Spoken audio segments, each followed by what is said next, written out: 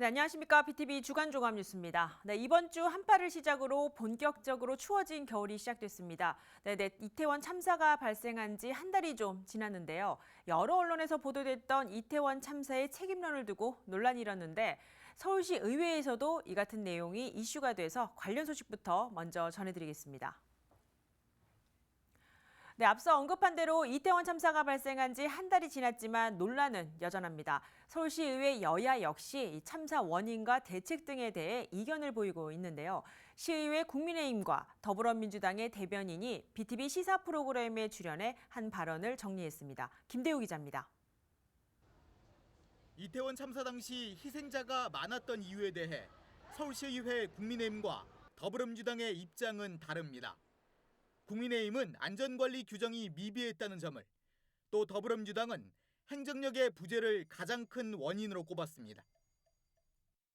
주최 측이 없는 자발적인 참여로 이루어진 행사에는 현행법상 안전관리자를 두거나 이런 규정들이 미비했던 게 사실입니다.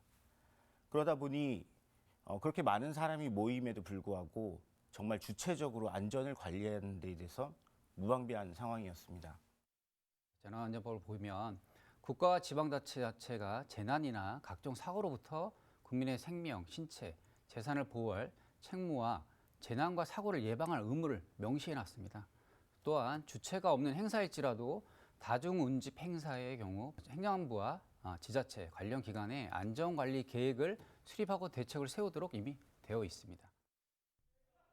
제2의 이태원 참사를 막기 위해 서울시의회에서 발의된 조례안을 두고도 국민의힘과 더불어민주당은 이견을 보였습니다. 국민의힘은 시의회가 할 일을 한 거라고 밝혔지만 더불어민주당은 책임 회피용이라고 지적했습니다. 서울시와 용산구에서는 참사의 책임을 자기네들이 주체가 없는 행사이기 때문에 어쩔 수 없었다, 책임이 없다 이렇게 하고 있습니다. 이거에 대한 근거를 마련해 주는 가장 문제점을 우리 시의회에서 해결할 수 있는 방법을 찾은 거고요. 용산구청장과 서울시장에게 책임이 없다, 책임 뒤에 숨고 있다, 이거에 절대 동의할 수 없습니다. 서울시의회 국민의힘은 이태원 참사의 진상과 실체를 밝히고 문제점이 뭔지를 파악해 재발 방지책을 마련하는 데 집중하겠다고 밝혔습니다. 또 서울시의회 더불어민주당은 책임을 묻는 게 애도라고 생각한다며 책임 규명과 책임자 처벌 등이 제대로 이루어지도록 하겠다고 강조했습니다. BTV 뉴스 김대우입니다. 네, 이어서 자치구 소식입니다. 1980년대 기획된 상계 신시가지 건설 사업, 노원구 마들 평야의 대규모 아파트 단지들을 조성했던 사업인데 벌써 30년이 넘었습니다. 네, 이 때문에 재건축은 이미 노원구를 대표하는 현안이 된 지 오래인데요. 네, 이제는 미룰 수 없다는 목소리가 나오고 있는 가운데 12월 주요 일정들을 앞두고 국회에서 관련 토론회가 열렸습니다. 서주환 기자가 취재했습니다. 녹물이 나오고 비가 새고 주차난에 시달리고 상계주공을 비롯해 노원구에서는 끊이지 않는 아파트 민원들입니다. 현재 노원구에는 지어진 지 30년 이상 된 아파트만 42개 단지에 달합니다. 재건축에 대한 열망은 이미 극에 달한 상황. 신속한 사업 추진을 모색해보자는 취지의 토론회가 국회에서 열렸습니다. 살기 어려운 도시 그렇게 돼가기 때문에 이 문제를 해결하지 않고서 노원구는 한 발자국도 나아갈 수 없는 안전진단에 주차장 부분을 15%만 하고 어쩔 때는 50% 하고 이렇게 하는 게 안 맞는 거 아니냐. 이제는 다른 시각으로 접근을 해야 된다는 것이 여야 막론하고 일치된 의견인 것 같습니다. 이날 토론회의 핵심은 역시 안전진단 기준 완화였습니다. 전체의 50%로 강화돼 있는 구조안전성 비율을 30%로 낮추고 오히려 적게 반영됐던 설비 노후도나 주거 환경 등은 30%로 늘리자는 주장에 힘이 실렸습니다. 안전진단 통과가 첫 번째 허들인데 이게 너무 세게 강화돼 있어가지고 그동안 통과를 못했죠. 1차 허들을 넘는 이 관문, 오늘 이 토론회가 매듭을 지을 수 있는 그런 자리가 되기를 바라고요. 각 항목의 세부 내역에 대해서는 가중치를 손볼 필요가 있다는 의견도 제기됐습니다. 콘크리트 강도와 층간소음 등 실제 살면서 다수가 불편을 겪고 있는 부분들을 평가 항목에 더 많이 반영해야 한다는 겁니다. 층간소음을 그 점수를 매겨보면 거의 뭐 0.몇 %밖에 안 됩니다. 그거를 좀 더 디테일하게 한 파트별로 올려야 되는 것이 맞지 않느냐. 한편 이번 토론회는 12월 예정된 중요 일정들에 앞서 노원구 주민들과 구청 등의 의지를 다시 한번 각 기관들에 강조하기 위한 자리이기도 했습니다. 실제 재건축 안전진단 기준 완화와 관련된 세부 수치 등은 국토부가 이번 달 초중으로 발표할 계획입니다. 오승록 노원구청장의 선거 공약인 재건축 단지 정밀안전진단 비용 지원 정책도 이번 달 가능 여부가 결정됩니다. 서울시 조례로 법적 근거를 마련하는 단계인데 이미 지역구 서준호 서울시 의원이 대표 발의한 안건이 입법 예고된 상태로 오는 19일 최종 처리될 전망입니다. BTV 뉴스 서주원입니다. 네, 서울에서 처음으로 재개발 사업이 해제되고 도시재생을 추진한 종로구 창신 숭인 지역이 다시 재개발 추진에 섰습니다.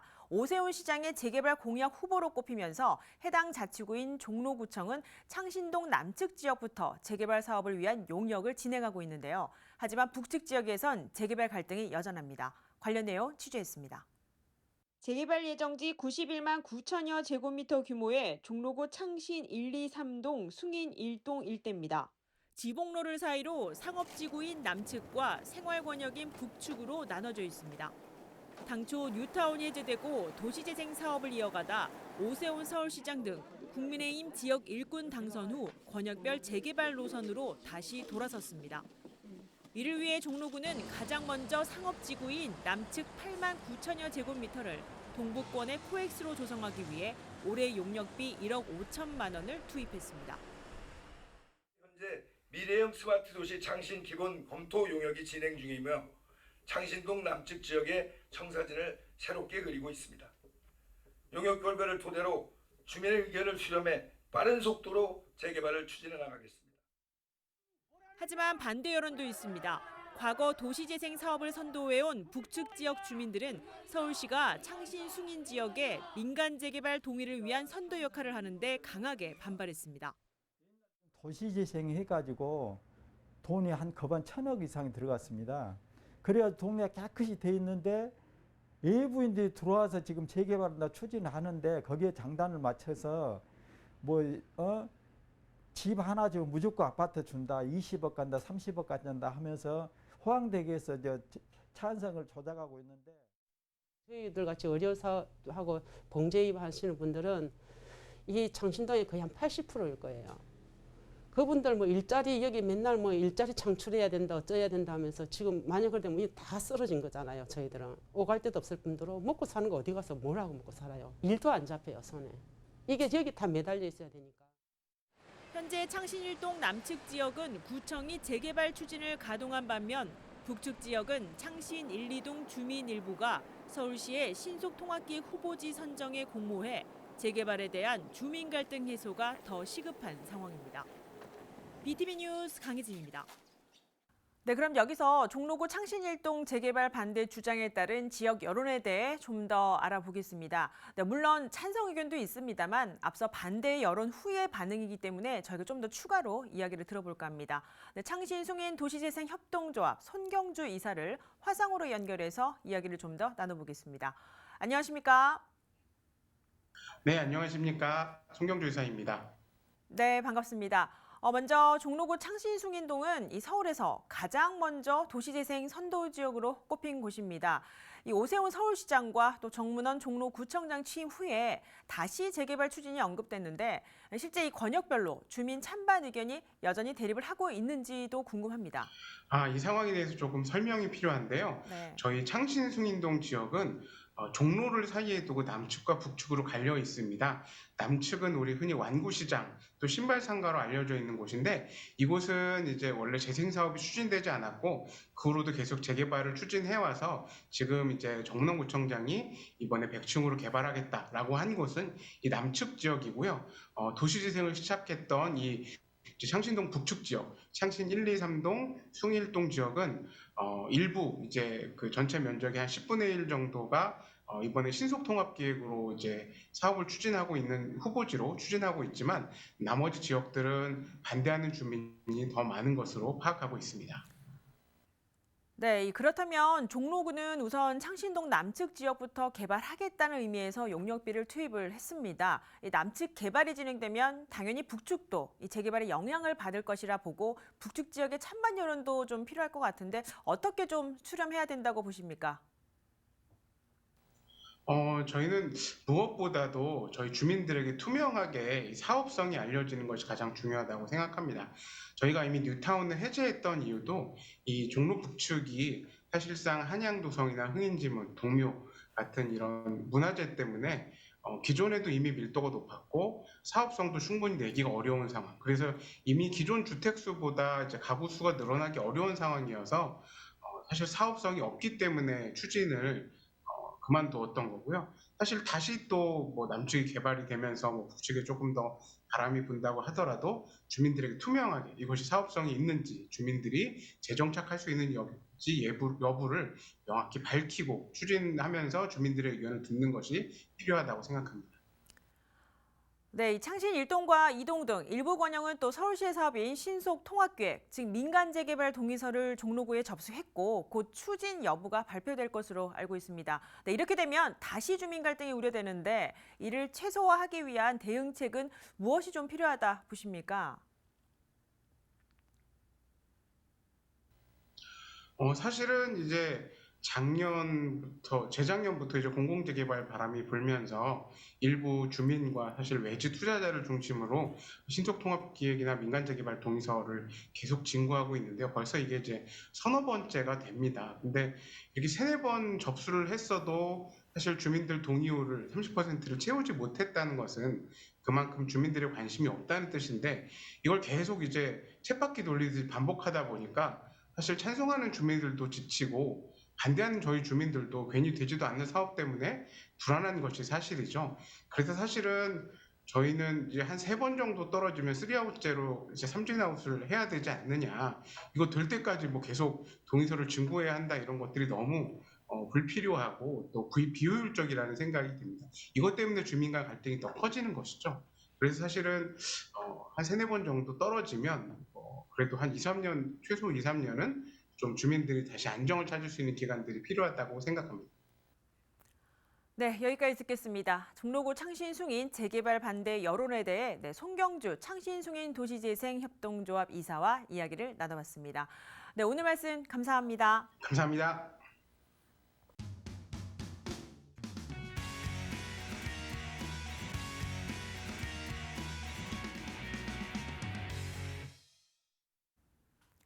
네, 지역의 내년 예산 사업 관련 소식도 들어왔습니다. 먼저 성동구인데요. 성동구 내년 예산은 6,989억 5천만 원 규모입니다.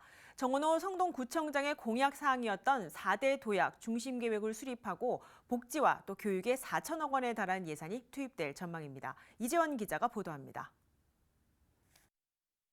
성동구 내년 예산안은 총 6,989억 5천만 원 규모, 올해보다 391억 원이 증가했습니다. 우선 도시경제 분야에 259억 7천만 원이 편성됩니다. 특히 4대 도약 중심 프로젝트에 대한 계획을 마련한다는 계획입니다.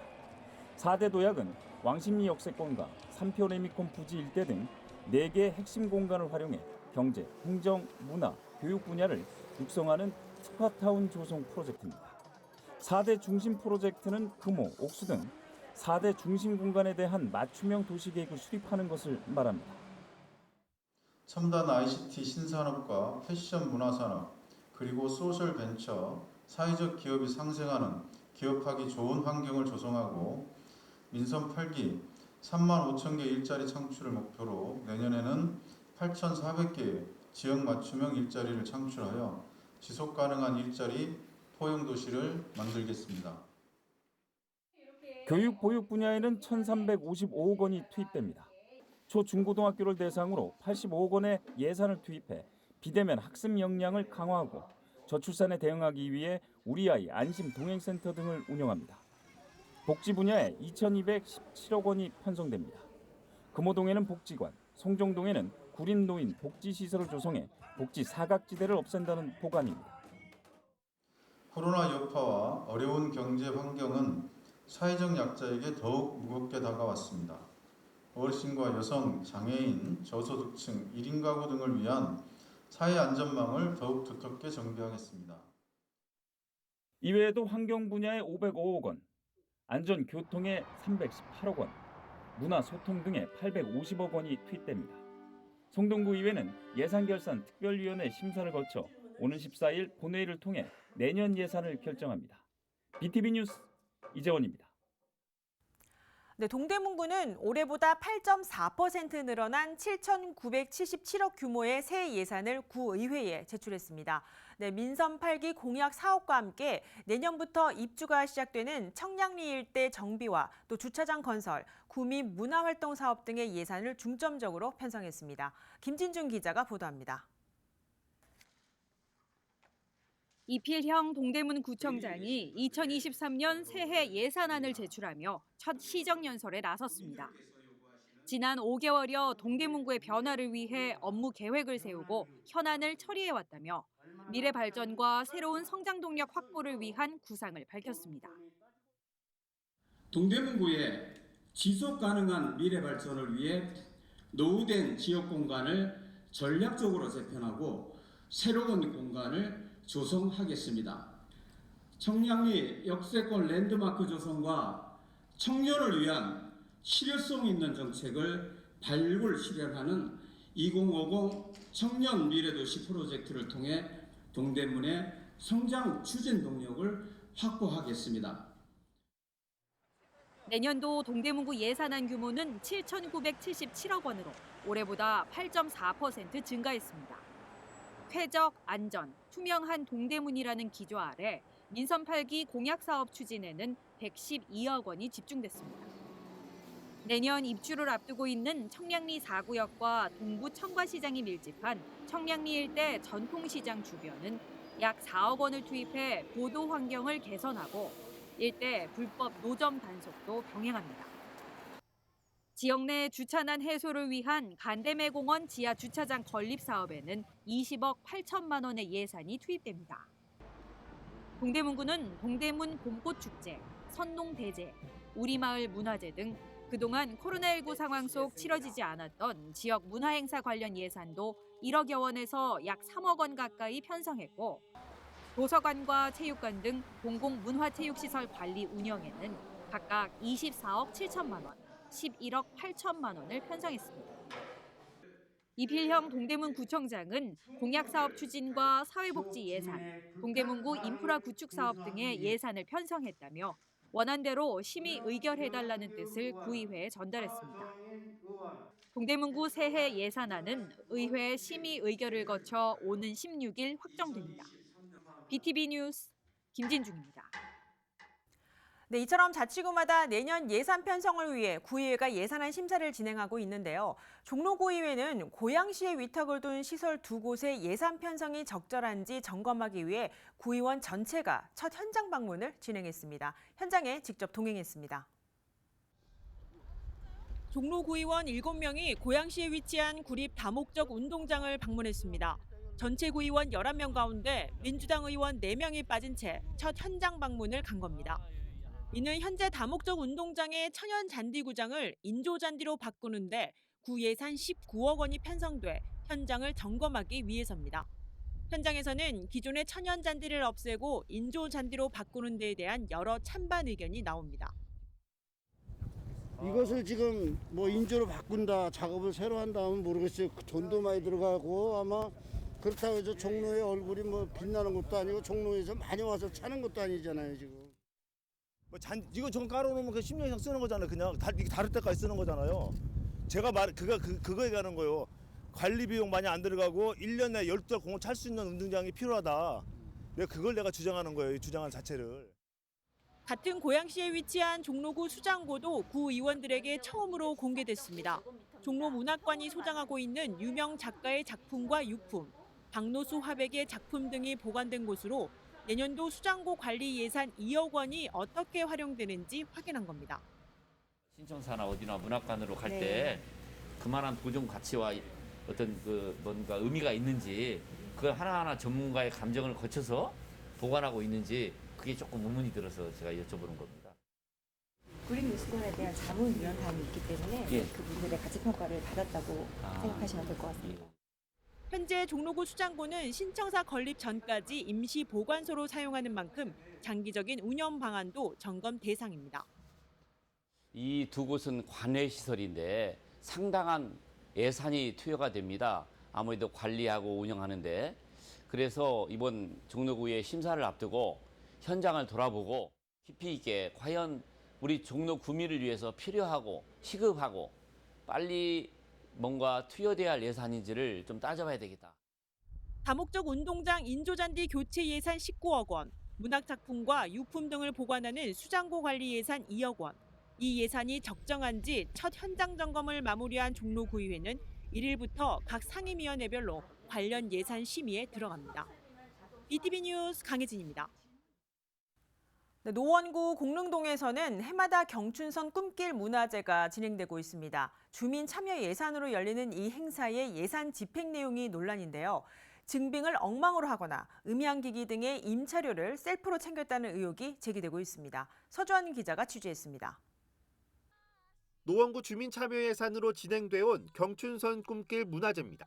지난 2019년에는 2천만 원, 그 후 올해까지 3년 동안 해마다 5천만 원의 보조금이 지원됐습니다.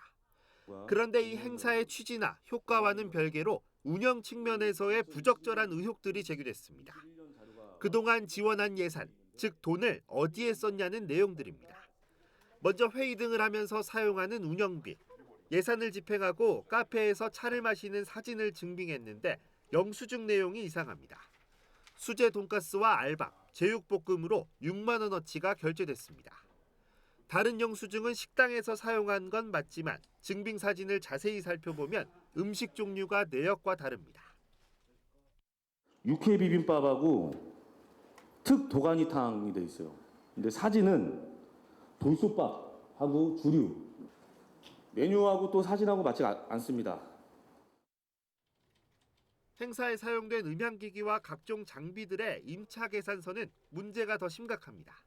일부 업체가 서비스업을 하는 한 극단으로 돼 있는데 경춘선 꿈길 문화제 주최 측의 대표가 운영하는 곳입니다.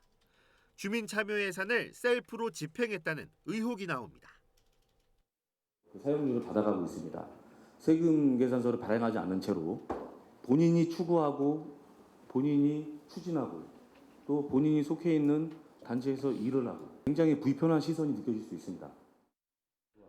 이외에도 경춘선 꿈길 문화제와 관련해서는 행사가 모두 끝나고 며칠이 지나 커피나 다과, 차량 주유비 등을 사용한 점, 행사 인력들의 활동 수당 지급 과정에서 대필 사인을 했다는 점 등의 의문도 쏟아졌습니다.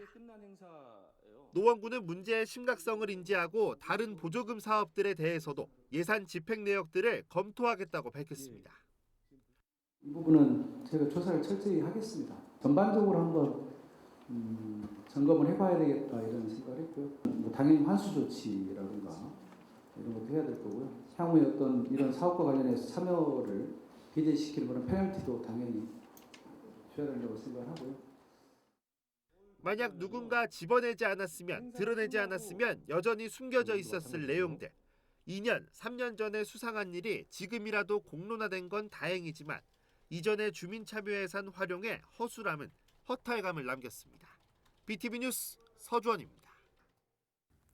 네, 주차 공간이 부족한 건 어느 지역이나 마찬가지일 겁니다. 네, 서대문구도 이 상당수 지역의 주민들이 주차난을 겪고 있는 걸로 나타났습니다.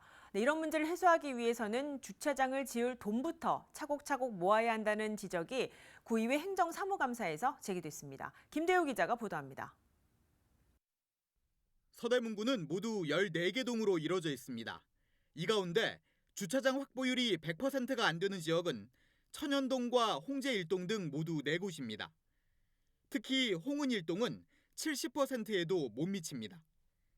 전체적으로 봐도 서대문구의 주차장은 상대적으로 적은 편에 속합니다. 지난 2019년 기준 서울시의 평균 주차장 확보율이 136.1%인데 서대문구는 129% 정도입니다. 그렇지, 그 대주택도 다 이게 주차장이 없으니까. 서대문구의회에서는 이 같은 주차장 확보율이 해를 거듭할수록 떨어지고 있다는 우려까지 나옵니다. 2018년도에 좀 132%까지 갔다가 우리 구가 지금 계속 줄었어요. 좀 전반적으로. 늘려야 되는 판에 줄은 거는 정책적인 어떤 방향에서 우리가 좀 못 잡은 게 있다. 주이삭 서대문구의원은 주차장 확보율을 높이기 위해 예산부터 차곡차곡 모아야 한다고 지적합니다. 돈이 있어야 주차장을 지을 수 있다는 이유에서입니다. 주차장 특별회계라는 게 있는 만큼 적어도 20억 원씩은 매년 확보해야 한다는 주장입니다. 부지를 확보할 돈이 없는데 부지를 확보할 생각을 할 수 있겠습니까? 저는 그렇게 보거든요. 그러니까 확보할 돈이 있어야지, 그래야지 내가 이 돈 가지고 어디에 땅을 사든 어디에 건물을 사든 하여튼 그런 의지를 가질 수 있지 않을까, 저는 그렇게 생각이 들어서. 서대문구가 보유하고 있는 주차장 특별회계는 현재까지 121억 원 정도. 주차장 한 면을 조성하는데 1억 5천만 원 정도 드는 걸 감안하면 이 돈으로는 80면밖에 짓지 못합니다. 서대문구청 측은 어느 동이나 주차 공간이 넉넉하지 않다고 인정하는 한편 관련 예산을 모으는 데 노력하겠다고 밝혔습니다. BTV 뉴스 김대우입니다.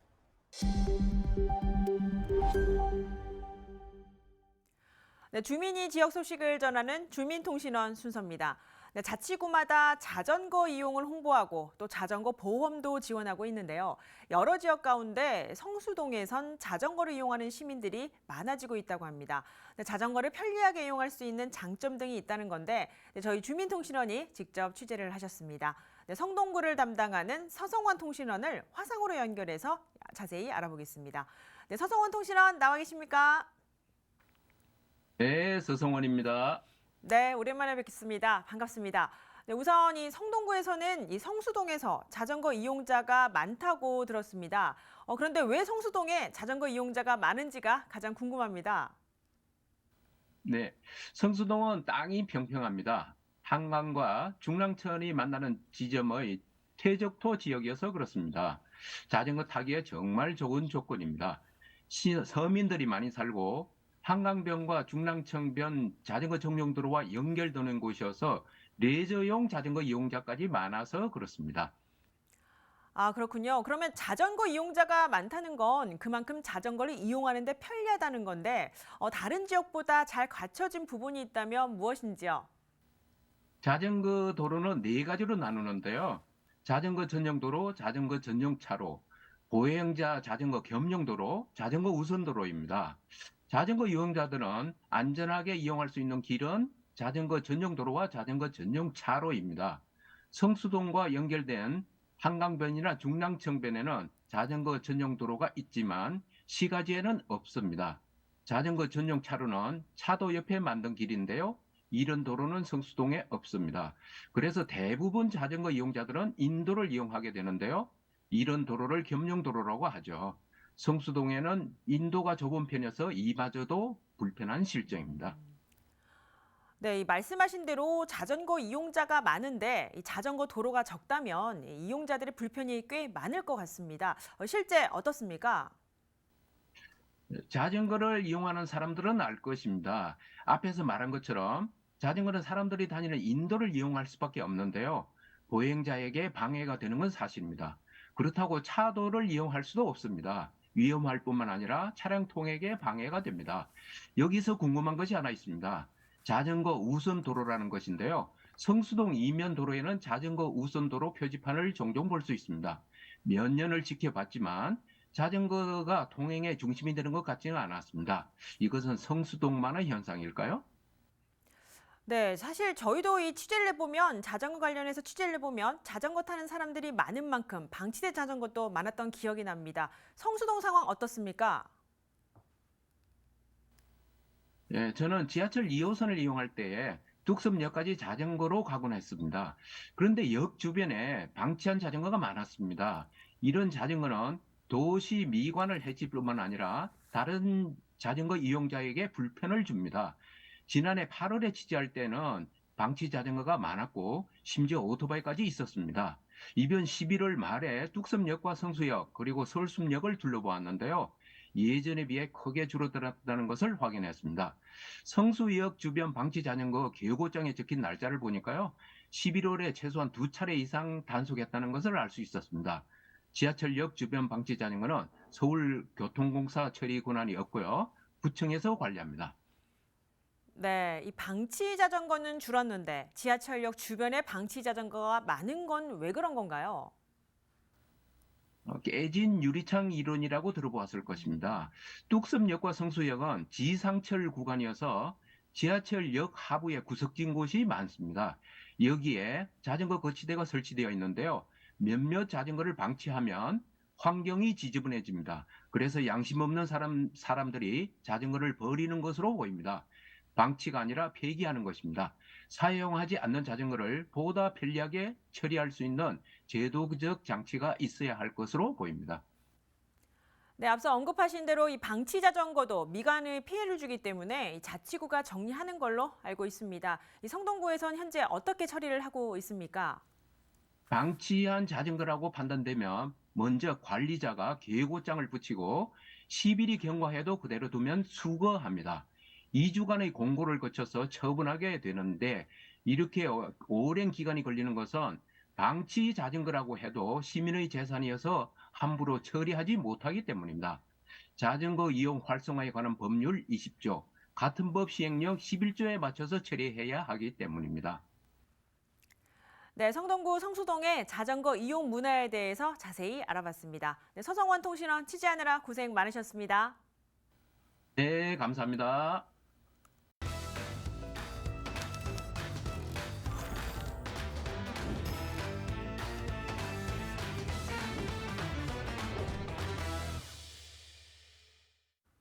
네, 우리나라 교육의 주체인 학생과 학부모가 전하는 교육 정보 떴다 학부모 수첩입니다. 공부하는 학생들만큼 자녀를 뒷바라지하는 학부모들도 마음고생이 많습니다. 네, 오늘은 학부모들이 악기를 배우면서 스트레스를 해소하는 교육 프로그램을 자치구에서 마련한 곳이 있는데요. 이승엽 학부모가 전해드립니다. 학부모님들이 함께하고 계신 타악기 현장에 나와 있습니다. 서초구 혁신교육지구 학부모분과에서 마련한 타악기 학부모 힐링 교육인데요. 구체적으로 어떤 교육인지 학부모 수첩에서 담아보았습니다.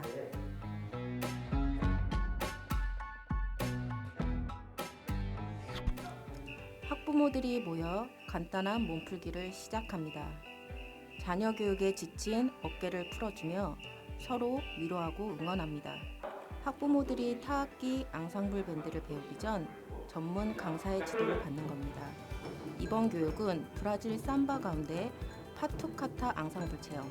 손에 쥐는 여러 악기에 학부모들의 호기심을 자극하더니 악기 손에 쥔 학부모들은 강사 지도에 따라 연주 리듬에 흥미를 느낍니다. 각자 맡은 악기를 들고 박자와 리듬을 맞추는 연주 활동은 힐링 그 자체입니다. 애들이랑 같이 있다 보면은 제 자신이 없어지는 느낌인데 이렇게 저 자신한테 좀 더 집중하고 그리고 이제 같은 아이를 키우는 입장인 부모님들이랑 같이 있을 수 있으니까 되게 좋은 것 같아요. 스트레스가 풀리는 것 같았고요. 이렇게 좀 이렇게 치면서 약간 그 몸도 움직이고 이런 게 되게 좋았던 것 같아요. 너무너무 재밌었고 너무 심취하다 보니까 이제 손에 멍이 들 정도로 굉장히 열심히 하게 되고 부모님들이 내재되어 있는 끼들이 많으시잖아요.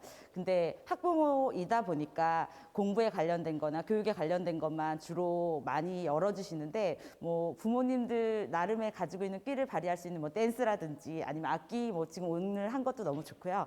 줌바라든지 운동 같은 것도 열어주시면 많이 도움이 될 것 같습니다.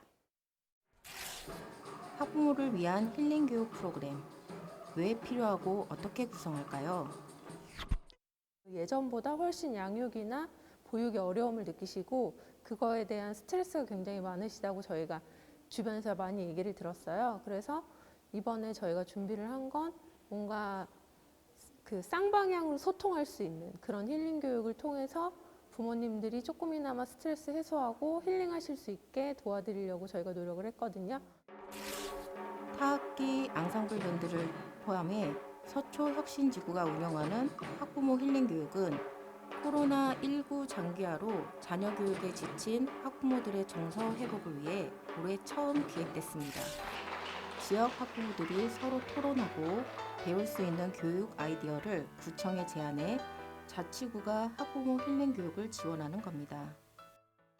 근데 이제 학부모 분과에서 이러한 프로그램을 좀 계획하고 싶다라고 저희한테 먼저 이제 제안을 주셨기 때문에 저희가 그걸 토대로 좀 발전시킬 수 있었던 것 같습니다. 참여하신 분들의 만족도 조사라던가 개선점, 그리고 어떠한 프로그램으로 좀 진행이 되었으면 좋겠다라는 의견을 최대한 반영을 많이 해서 내년에는 좀 정기적으로 이러한 교육이 진행될 수 있도록 확대 운영할 계획입니다.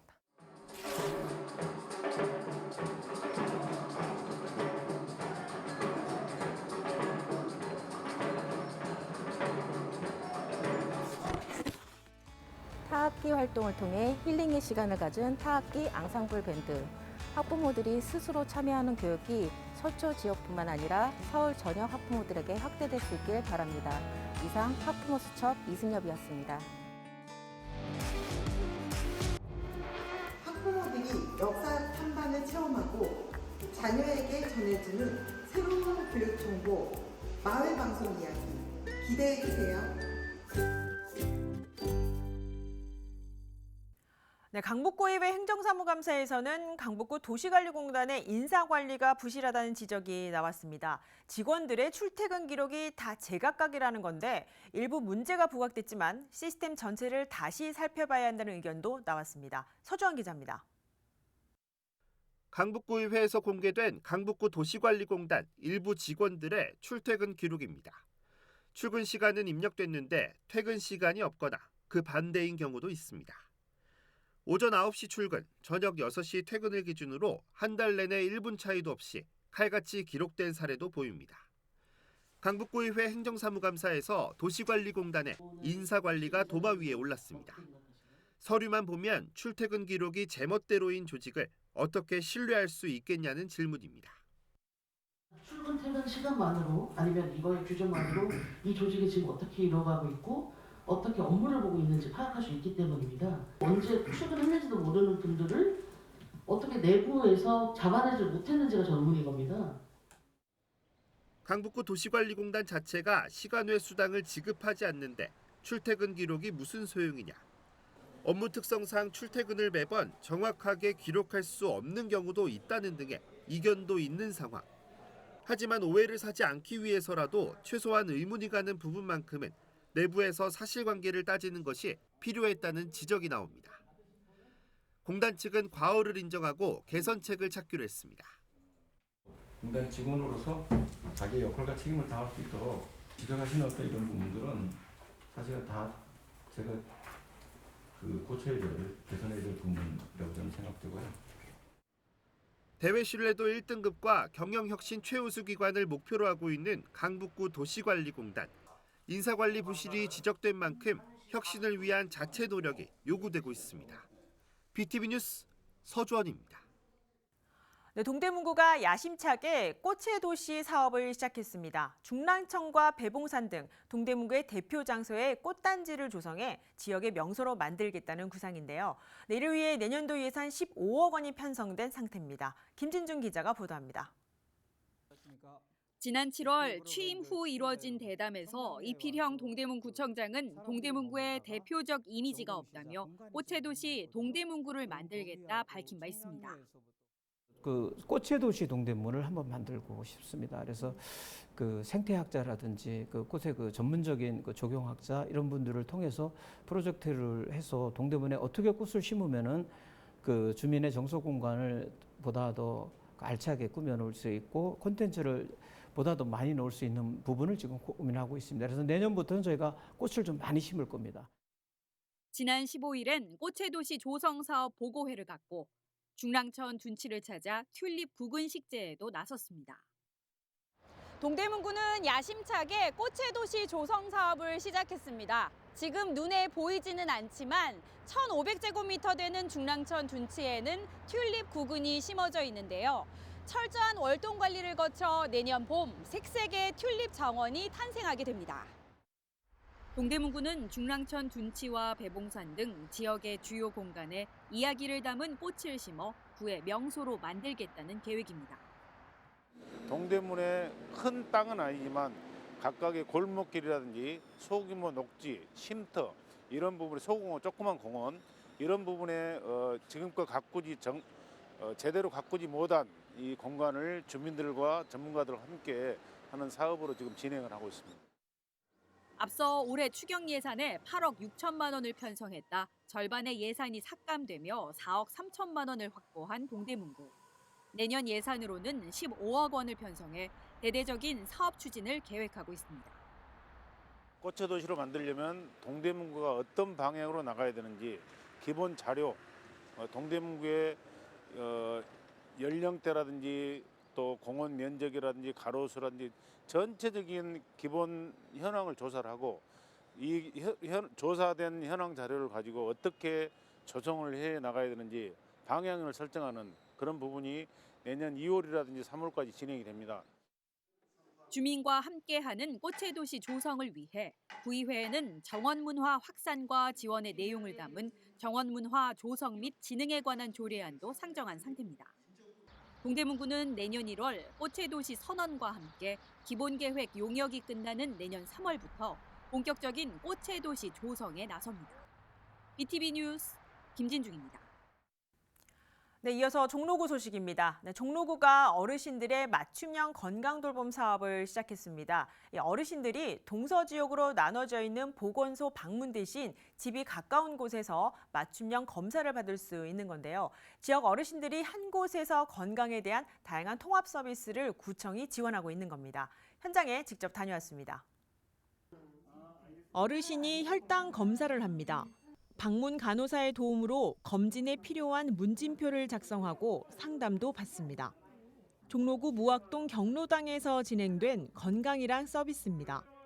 이 사업은 종로구가 어르신들의 체계적인 건강 돌봄을 지원하기 위해 동네 특성과 생활 권역 등을 고려해 지역을 5개 권역으로 구분했습니다. 1, 2권역은 종로구 서부 지역으로 구분해 건강 돌봄센터를 운영하고 해화동과 동부 지역 건강돌봄은 건강돌봄센터 3에서 5권역으로 나누어 운영하고 있습니다. 무엇보다 어르신들의 돌봄 공백을 해소하고 건강 유지와 관리를 지속적으로 이어가기 위해 종로구가 건강이랑 서비스로 구상한 겁니다. 기존 공급자 중심의 보건 서비스를 수요자 중심으로 수요자 중심의 건강 서비스로 전환하는 것입니다. 전국 최초로 보건소를 지역 중심의 소권역으로 구분하고 영유아 어르신, 건강 취약계층에게 개인 맞춤형 통합 건강 서비스를 제공해 의료 사각지대 없는 모두가 건강한 종로를 만들겠습니다. 권역별 건강돌봄은 의사와 간호사, 운동 처방사, 영양사를 포함한 약 80명이 센터별로 투입돼 근무하고 있습니다. 종로구는 만 65세 이상 1에서 2인 가구 어르신의 혈압과 당뇨 등 기본 검사를 지원하고 식습관 관리, 전문가 운동 처방 등 사후 관리까지 집 가까운 곳에서 혜택을 받는 맞춤형 건강돌봄 대표 행정으로 운영하고 있습니다. BTV 뉴스 강혜진입니다. 네, 2022년 올해 마지막 한 달을 남겨놓은 12월입니다. 다음 주를 시작으로 중순이면 자치구마다 내년 예산 심사를 마무리하고 한 해 사업을 마무리하게 될 텐데요. 지역 일꾼이 바뀐 지 6개월이 지나는 과정에서 변화는 물론 잡음도 있었습니다. 네, 그 사이 주민 여론도 다양했습니다. 네, 남은 12월 한 달 지역 주민과 조금만 더 소통하는 자치구의 행보를 기대해 봅니다. 네, 저희는 지역 주민, 더 나아가 서울 시민의 가치를 담은 소식으로 다음 주에 다시 찾아뵙겠습니다. 네, 건강한 주말 보내시기 바랍니다. 시청해 주신 여러분 고맙습니다.